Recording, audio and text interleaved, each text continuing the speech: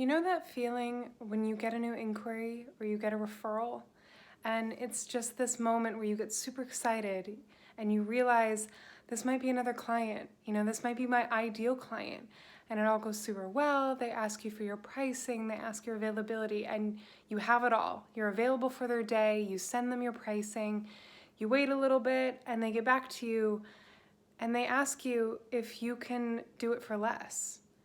And you get that feeling in the pit of your stomach, like it's just dropped. It's the worst feeling you could possibly have. You have this pit in your stomach, you don't know what to do, and you start thinking in this downward spiral.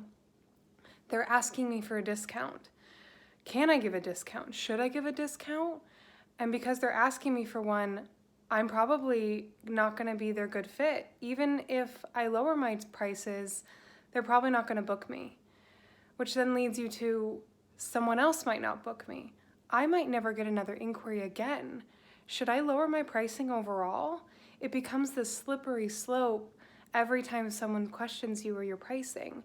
And when that happens, you're coming from a place of fear rather than a place of abundance. And when you switch your frame of mind to a place of abundance, you're coming from a place where you know your worth. You know that the value you bring clients is worth your pricing. And so it's knowing that worth and leveling up your thinking to just appreciate yourself and appreciate what you can give to a client. And the first way to do that is to start by educating from the get-go, is you want to educate them on what makes you different, what makes you special, what client experience are you bringing them. So to start off, are you really thorough in your whole process with them? Do you get to know them as a person? Do you get to know their hobbies, what they like to do for fun? Do you know what the most important part of the process is for them? Because that oftentimes is what can alert you to your ideal client or not your ideal client. If you ask them from the get-go, yes, you know what, I'm available, I would love to help you on your day. What's the most important part of this process to you? Is it quality? Is it communication? Is it personality? Is it cost? And based on what they tell you, really listen to it. If they tell you it's cost, more than likely you're going to get into a bidding war and you're not going to win at the end. Even if you do win, you're still not going to feel like you did because you discounted yourself and you discounted your value. And that just makes you question yourself for all future clients as well. Which again leads back to making you question whether your pricing should be where it's at. Are you worth what you're wanting to charge? And so I really think we need to get into this mode of coming from abundance, realizing our worth, and figuring out what is the right pricing for us. What do you need? Oftentimes it comes down to your level of experience. How many years have you been doing this? Who have you worked with? Have you been featured in a ton of different magazines? Then yeah, you're worth it. You're worth more. Have you been doing this 5+ years? You have the experience. Have you worked on all different types of skin tones and skin issues and everything like that?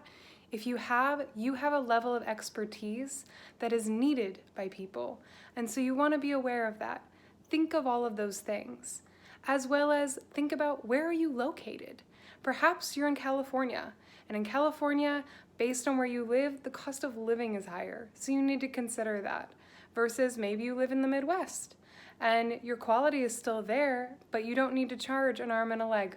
It's totally up to you on that, but you need to know your value and then educate people from the start. So oftentimes when I'm working with clients as a beauty concierge is I try to get to know them and what's the most important part of the process. So the quality, the cost, convenience, communication, personality, what is most important to them, and then I speak to them in that language. If they're most concerned about cost, I tell them, you know what, I'm gonna get you the best quality that I can while still being mindful of your budget. And you can do the same thing as well, even as the hair or makeup artist, is you can say to them, I really wanna work with you, I think I'm a great fit, here's my pricing, and here's why I charge what I do.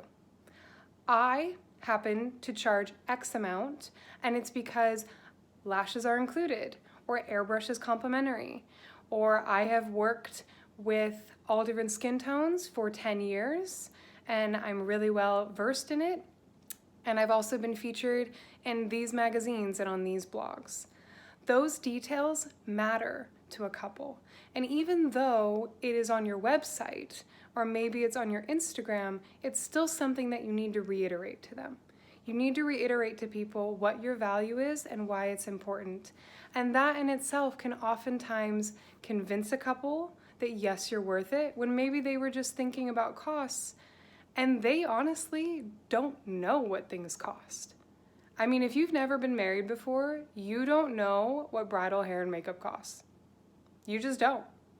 And so by telling them, you know what, my base pricing starts at here, that's kind of where everyone else starts as well, and to get the quality that you want for hair and makeup that lasts, this is what you're looking at pricing-wise. And I would love to be part of that day with you.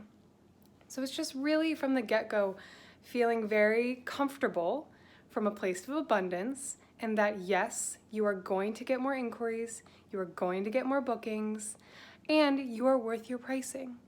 And so just talk to your couples, treat them like a human being. Get to know them, what they love, what is most important to them, and then try to appeal to that as well. And so even with that, I would say before you even send out your pricing, get to know them on a personal level. What do they like to do for fun? Where's their favorite place to shop? What are their hobbies? And then maybe you can build that connection, build a trust level with them. So when you say to them, I'm sorry, I might be a little bit over your budget, but this is why it's worth it, they're willing to reconsider that.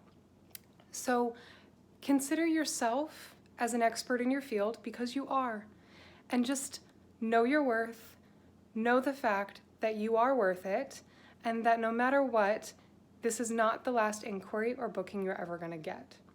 It's just coming from a place of abundance rather than a place of fear. And that's basically all you need to know in this. Just trust in yourself, trust in your work, and trust in the fact that you are going to attract your ideal couple as long as you believe in yourself and are true to yourself. Because when you start questioning your pricing and start questioning your worth, that is going to exude to the couples that are coming to you. And then it's just a downward spiral. And no one wants to be on a downward spiral. You get dizzy, it's just not fun, and you get all sorts of discombobulated and confused. So that's just my 2 cents.